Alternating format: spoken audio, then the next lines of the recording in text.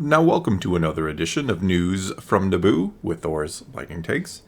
And let's get right to the news. All right, before the news, we're going to quick go, we've got Fan Art Friday this week. So you will see on your screen, I've got a couple of pieces of fan art, and there's going to be some names up there. I'd love everyone go ahead and enjoy. Look at the awesome fan art we got Very sent. good stuff this week, yeah. Thank you to everybody who sent it in. You can send it in at the email address in the description below, your email address. All right, let's move on. Okay, moving on. Obi-Wan Kenobi stars on their hopes for a possible second season. This went to something that we talked about before Kenobi, saying that, if there's not a story there, we won't tell a story for no reason. We wouldn't just tell a story. To hoping on a possible second season. If there's money there, they'll tell a second story. That's all that really... let's be honest about it. That's what really matters. If the show is extremely popular, if there's money to be made, of course there's going to be... Well, not of course, because you do have other factors like Ewan, which I think is what we're talking about here. So, all right, Obi-Wan Kenobi, so far, has been a success for Disney Plus. Going on the numbers, it's even been rivaling Stranger Things Season 4. It was initially announced as a limited series, and fans have wondered if a Season 2 would happen, but they were vague at first. Ewan McGregor spoke to GQ about his general thoughts on the project, and he kind of made it clear that he would love revisiting Obi-Wan Kenobi in various stages of his life. He says, "I really hope we do another. If I could do one of these every now and again, I'd just be happy about it." well, don't get me wrong. I think that's cool that Ewan had fun with it. He's enjoying it. He would willingly come back and do more. That's all great. That's not my criticism at all.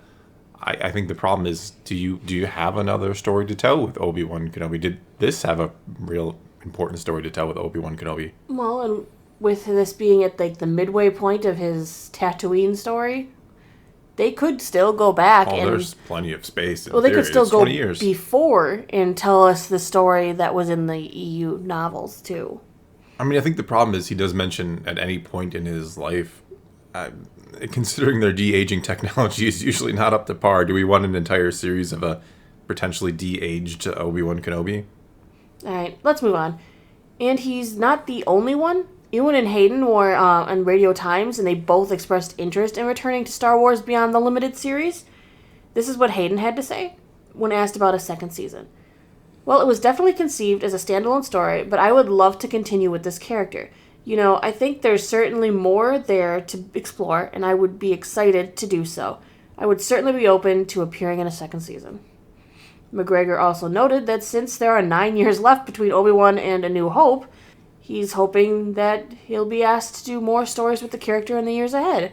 He said, "I hope it's not the last time I play him.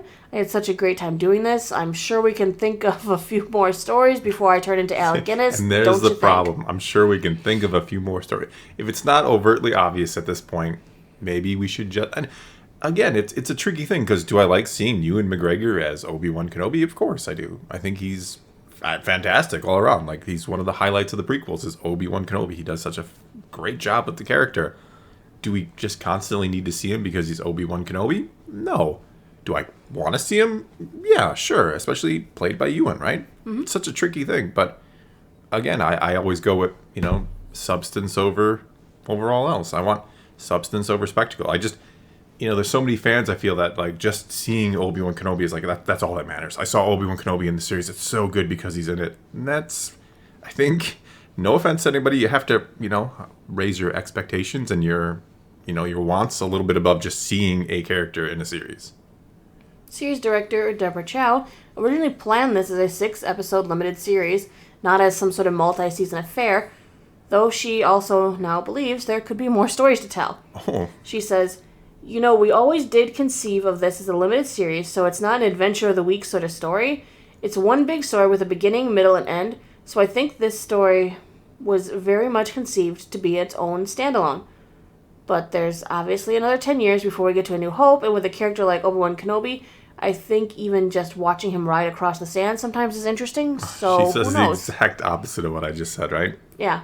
Look, would I watch a series of Obi-Wan Kenobi walking across the sand? Yeah, because I'm that kind of Star Wars fan. I'd watch anything. And I know I sound like a hypocrite. I get it. But at the same time, I do want something out of the characters, right? I do want a story. I don't just want to see the character. Yes, it's cool to see them, but at the same time, then what? We just saw them?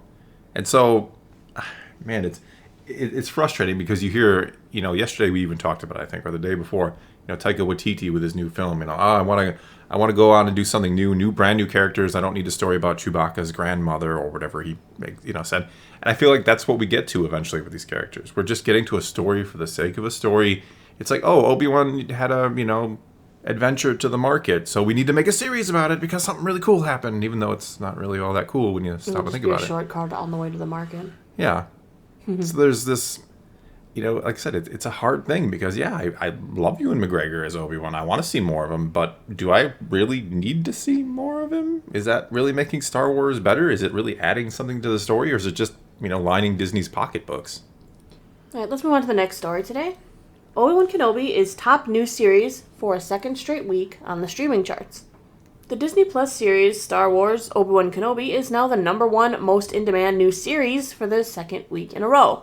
Parrot Analytics, who gave us the last time, remember this is new series, has revealed that Obi-Wan Kenobi has a healthy lead over its competition in terms of engagement, with exceptional engagement 40 times greater than the average streaming series. This is actually a bit of an increase from the 39.2 times the engagement it had last time we talked.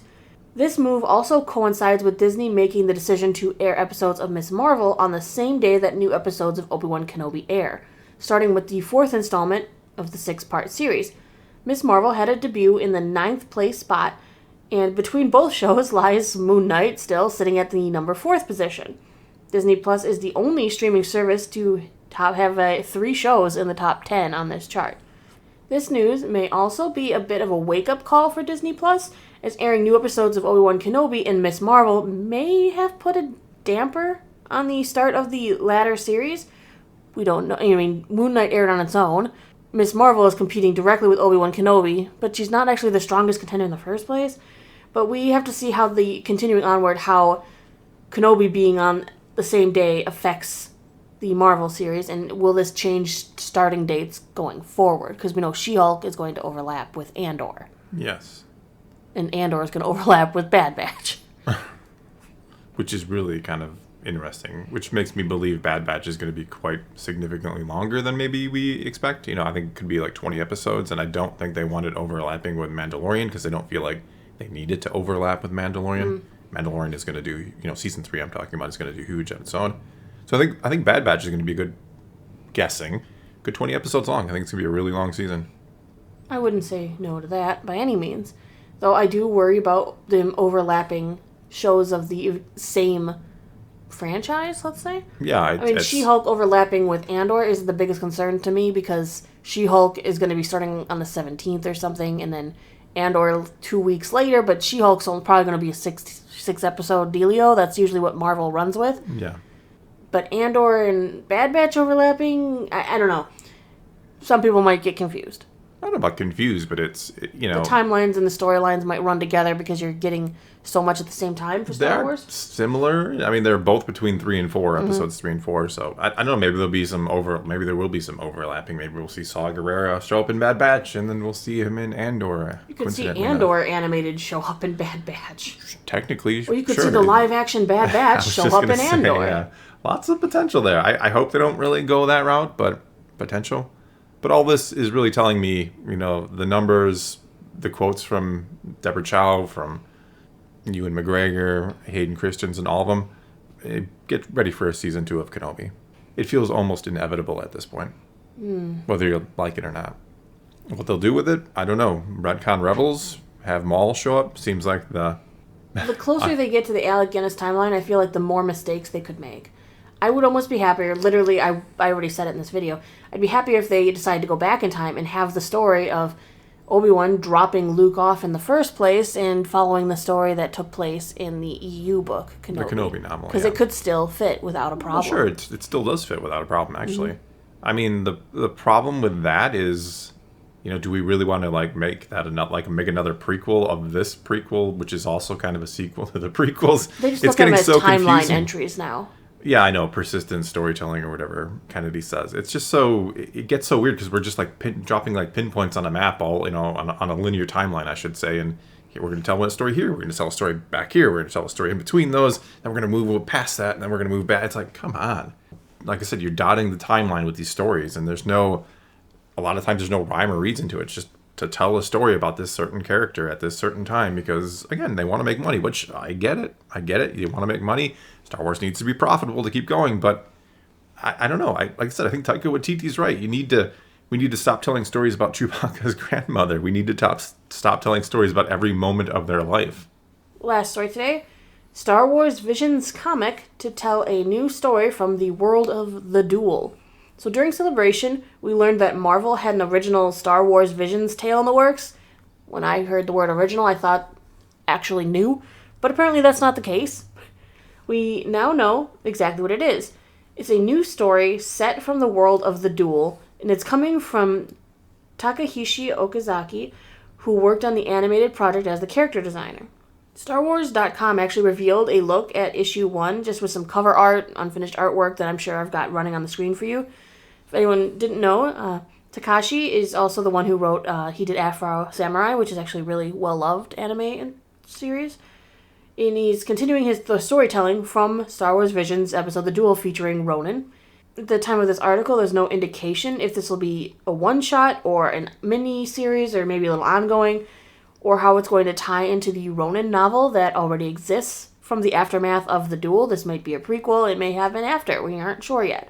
No matter what, Visions has quickly become a brand that won't go away. It was a hit. It won't go away, yeah. You know? So along with this comic, there's going to be a new batch of episodes. We cannot forget, Volume 2 is dropping in the spring. Yeah, I'm looking forward to it. Definitely. I loved Volume 1. I mean, I don't know what to think about Marvel doing a comic book on this, and I thought they were going to write an original story. Well, maybe they still are. Maybe this is just something else. Do we have it confirmed that this is their part of it, but or I guess just an extra part of it? But I guess if we're going to get another continuation of something, I'm happy it's this, and they didn't decide we're going to keep telling the Ninth Jedi in a comic book. I wouldn't have liked that. No, I want that to be a series. Yeah, no, which I definitely agree. There's still hope. Hope has not died. No, I agree. I think there's still hope that we'll see something more come of that. I think a lot of people really like that. At least I hope they did, because I do want to see something come of it. I think most people, if you asked them which ones your favorites were, you're going to find the Ninth Jedi in the top 3 of everyone who watched Visions. Not everybody, but most everybody, I think. In the top 3, though, I think. Yeah. No, that's what I'm saying. I think some people sure didn't like it, but I think if you did a poll, which one is the best, I think that one's going to come out on top. Just a guess. I don't know. I still think Lo Pinocho might. Oh, here we go with that again. No. I know it wasn't the best one, but I still thought it was great. Yeah, I still liked it. It just wasn't my favorite. It did, actually. That's Star Wars doesn't do that very often for some reason. Even in Visions. Yeah. All right, well, I guess that's all we got for you this time. So take to the comments below. Tell us what you think of any of these stories. Do you want to see a season 2 of Kenobi or not? Am I wrong? That it's just kind of cool to see these characters and let's keep finding stories about them so we can keep putting them on screen? Or is it just losing kind of the integrity of Star Wars when you just see the same characters over and over and try to find them stories? Whatever the case may be, you know what to do. Leave a comment below. Let's talk some Star Wars. And until next time, thanks for watching.